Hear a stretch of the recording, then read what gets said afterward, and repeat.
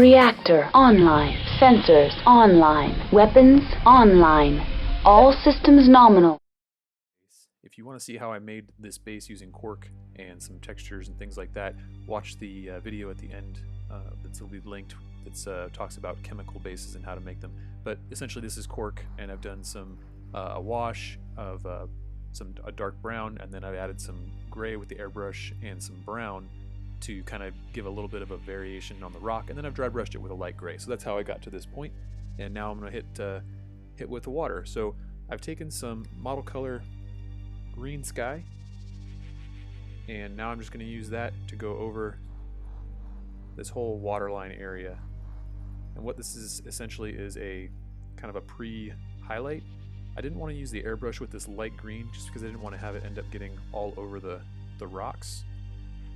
It doesn't mean that you couldn't with the airbrush, but it's because I've got kind of a darker wash kind of going right up to the edge. I wanted to put a little bit thicker paint and be in a little bit more control of where that paint's going to go. So since it's not a huge area, it's not a big deal to just get this on there and add a nice base to where we want to have our water and its transitions start to appear. So this way I can just kind of bring it up and bring it into the recesses where I want it, because I don't want to climb up the sides too much. But that's up to you. If you want to use the airbrush, go for it. You can always go back to and add brown. There's nothing that prevents you from touching it up afterwards. I'm just trying to feel it out and see what I think will work. So now that that's dry, I've grabbed some model color blue-green, and I'm going to use that in the airbrush. I've got some flow improver as well as some water. I've thinned it out, and now we're going to start gently working that onto our area of the water. I'm doing a coverage of the whole thing. I'm not trying to make it darker out the outer edge just yet. Just building up a good base.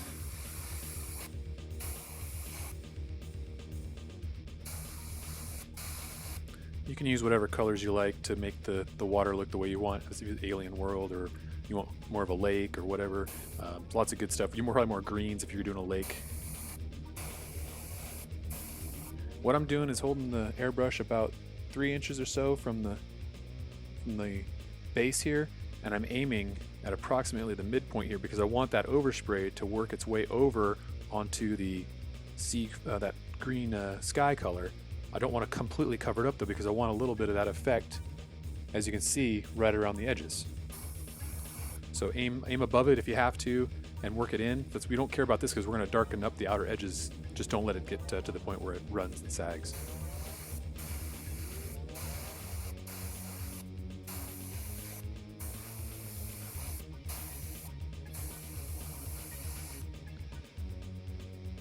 Go little by little until you're happy with it.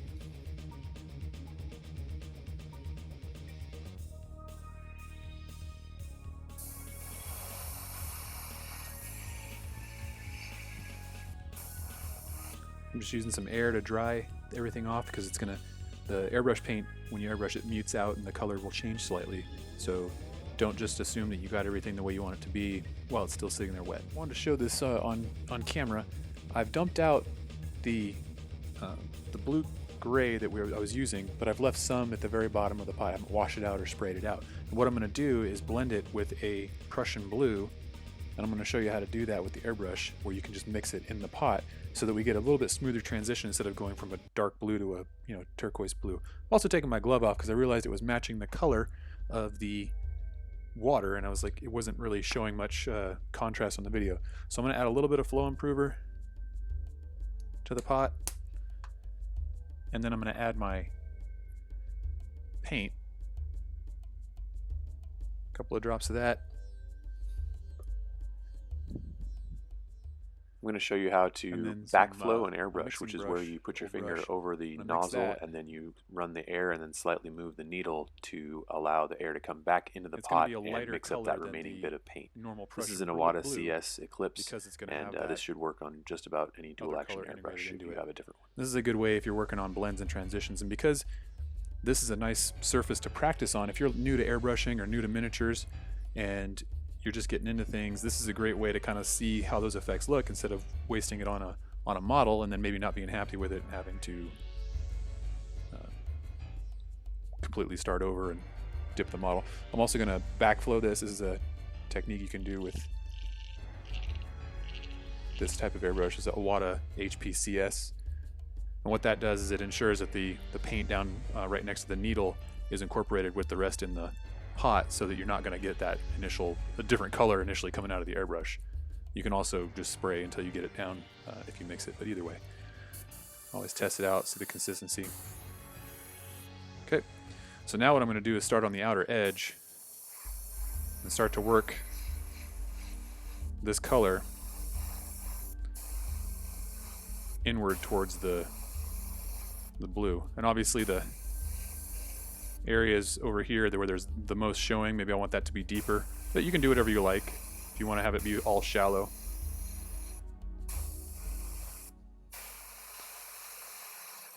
I'm just using a lot of air and a very little bit of paint as I get to areas where there's not a lot of transition space, because if I put too much paint out, it's just going to blot it out. If I have just a slight little bit, it's going to slowly and gradually get a nice gradient, and then I won't have gone too far. It's always better to make 3 passes than it is to try to get it all in one.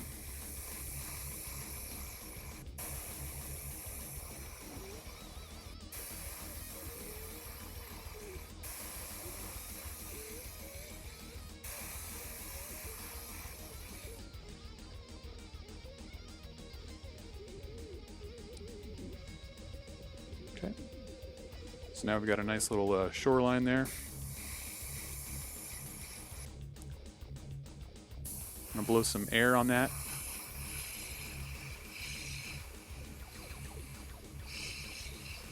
Get it nice and dry. While I'm doing that, I'm gonna use that trick where you dump your paint into a cap if you need to use it again. Now I'm just dumping this out for the video, but if I was doing a lot of stuff, I would put this in a cap, and you can always pour it back in if you need to do a touch-up or hit a color that you previously had, and that way you don't have to remix it, especially once you start doing blends and things like this where you've got more than one color working. And what I'm going to do now is I'm going to clean out my airbrush, and I'm going to go with just pure Prussian blue, because I just want to get a little bit of that darker blue at the very outer edge. Now I've got some of this pure Prussian blue in my paint pot, and now I'm just gonna try to think about hitting the edges of the base.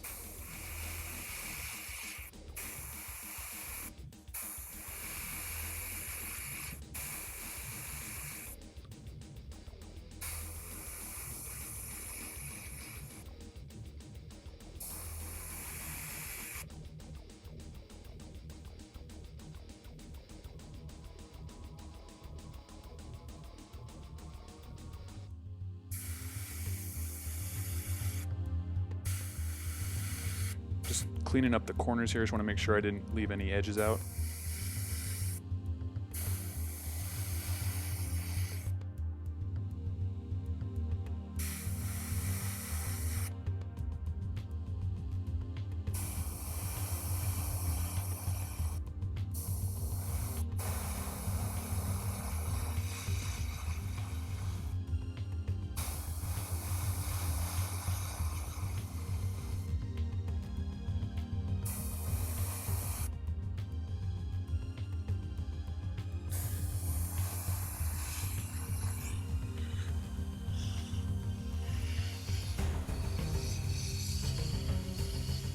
With the airbrushing complete, now it's time to reestablish the highlights with some dry brush on the rocks, and then set a wash to also reestablish some of the contrast. For the dry brushing step, I'm going to use some Stonewall Gray, or any real light gray will work fine. You can use anything substantially similar to this. I'm going to use a synthetic dry brush and get most of the paint off of the brush itself, and now I'm just going to go perpendicular to the water line so I don't get any highlights on the water. But I'm just going in to get a little bit more of that pop on the edges of the rocks, as well as cover up some of the slight blue overspray that is really hard to avoid getting unless you mask it off, which you can also use a piece of cardstock or even some tape if you prefer to use that method. But if you're careful, you'll get the 90% of the issues taken care of just by going back and re-dry brushing to get these high edges and make them pop a little more.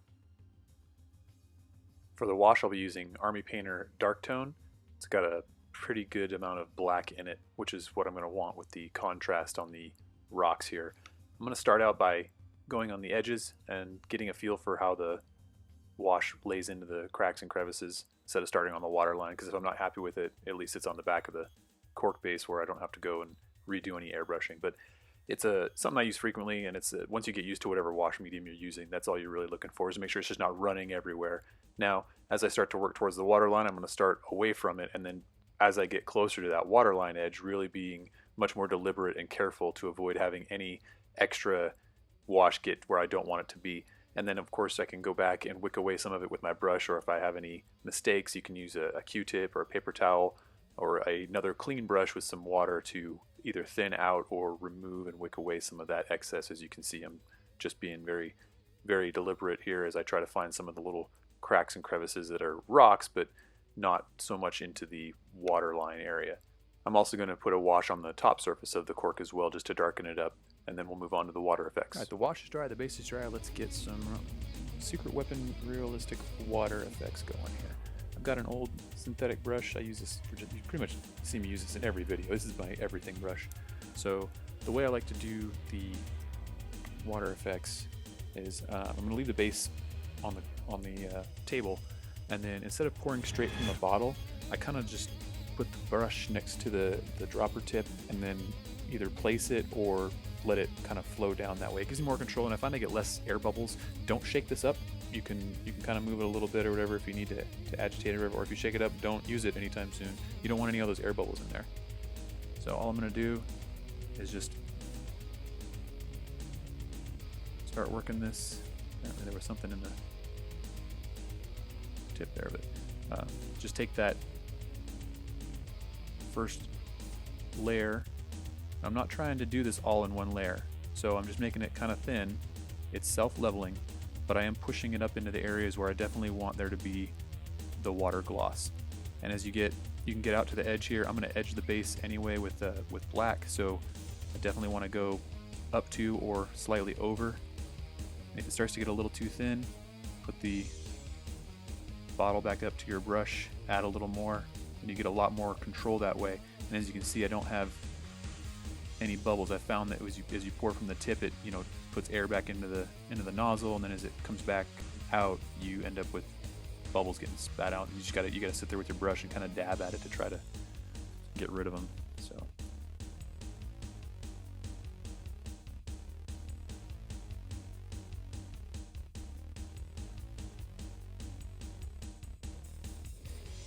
Working it into that areas and making sure I'm getting all the way out to the outer edge.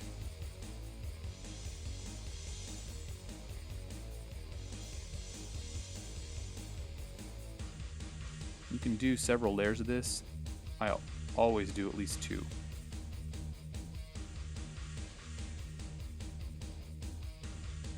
Like I said, so now that texture that we had underneath is going to look a little bit more like really shallow water, and you get a little bit of that ripple and texture effect without any work. We just put clear over it, and then with that second layer, any of the minor inconsistencies that are still left over as it dries will be smoothed out.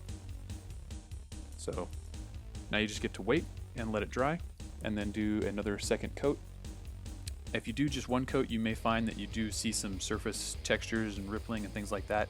It's no big deal. As long as you let it completely dry and you put another layer on it, that stuff will go away. I see it all the time on the bases that I do, so don't sweat it. It's not a bad bottle. You didn't do anything wrong.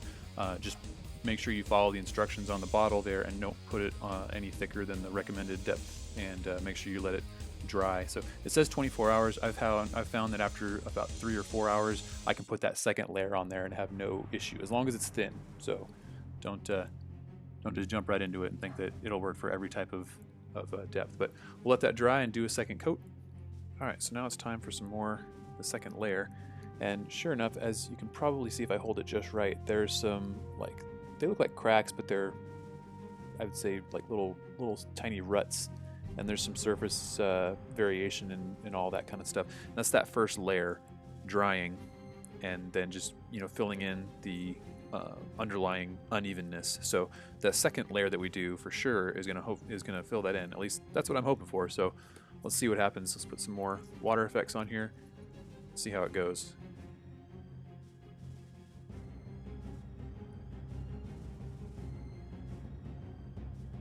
So now I'll have to let that next layer dry, and then once that's dry, I'm going to edge the entire base with black, and that'll be it. If you want to seal your miniatures, we didn't really talk about that. You know, obviously before you put a gloss on, you're going to want to put a matte if you decide to do a matte. If you're going to do a gloss coat because maybe you've got, you want obsidian, or you're going to brush it on, whatever, that's fine too. You can do any of those things. Just keep that in mind, that obviously the water effects, if you want them to look their best, you want that to be the very last thing to go on, just as if you were putting gloss varnish on maybe some canopies or lasers or things like that. So just keep that in mind. Or you can always mask it off too if you decide you want to put the miniature on and then seal it after it's on the base. Just mask it off, put something over the top of the area that you don't want to get any matte finish on, or to take any toll on the gloss clear. So I'll get some pictures of this all finished up. Thanks for watching. Please click that subscribe button, follow us here on YouTube, and leave your comments and questions in the comment section below. Also follow us over on Facebook at CamoSpecs Online. We look forward to having you with us again next time. Thanks for watching, and we'll see you later. Shutdown sequence initiated.